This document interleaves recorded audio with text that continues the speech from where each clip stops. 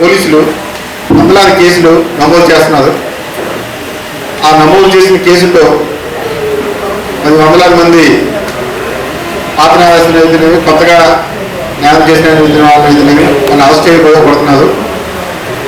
వాళ్ళ తాలూకా ఇన్ఫర్మేషన్ అంతా కూడా పోలీస్ రికార్డులో ఉంటుంది.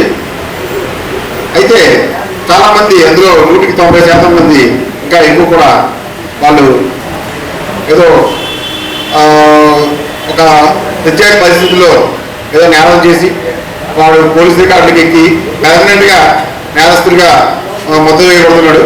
అటువంటి సందర్భం కాకుండా వాళ్ళని తెలిసాల్సింది పిలవడం, వాళ్ళేమో బాధపడడం, వాళ్ళే కాకుండా వాళ్ళ ఇంట్లో వాళ్ళు, భార్య, పిల్లలు, అందరు బంధువులు అందరూ కూడా బాధపడడం. ఈ ఒకసారి తెలిసి తెలియక న్యాయం చేస్తే జీవితాంతం ఈ బాధపడడం ఏంటనేది చాలాసార్లు అన్ని వేజెస్ పై అధికారుల వద్దకు, హ్యూమన్ రైట్స్ కమిషన్స్ కూడా వెళ్ళిన సందర్భాలు ఉన్నాయి. అలా కాకుండా వీళ్ళందరినీ వీళ్ళందరి మీద సంవత్సరం పెరిగిపోతుంటే పోలీసులకు కూడా పరిమాణం పెరిగిపోయింది. వాళ్ళందరినీ ఎవరు ఎక్కడున్నారు, ఏం చేస్తున్నారు, ఎలా ఉన్నారు, వాళ్ళు నిజంగా న్యాయం చేస్తున్నారో లేదా, ఇవన్నీ విచారణ చేయడం కూడా పరిమాణం పెరిగిపోతుంది.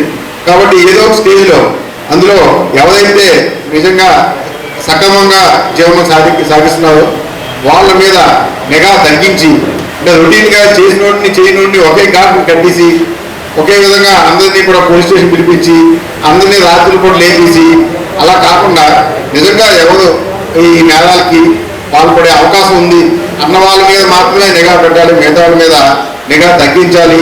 అవసరమైతే వాళ్ళు కొన్ని సంవత్సరాల పాటు కంటిన్యూస్గా సక్రమమైన జీవితం గడిపితే వాళ్ళ మీద ఏమైనా హిస్టరీ షీట్స్ ఉంటే వాటిని క్లోజ్ చేసే అవకాశం ఏముంది, ఇలాంటి వాటివన్నింటినీ కూడా పరిశీలించడానికి ఈ యొక్క సమావేశం ఏర్పాటు చేయబడింది.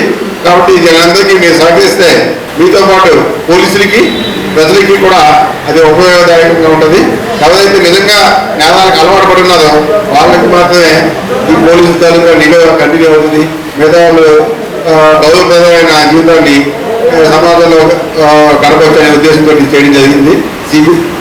సిపి గారు, డీసీపీ గారు ఈ కార్యక్రమానికి శ్రీకారం చుట్టారు. కాబట్టి మనం ఇందులో భాగస్వామ్యంగా దీన్ని సక్సెస్ఫుల్గా చేయాలని చెప్పి అందరూ సహకారాన్ని కోరుకుంటూ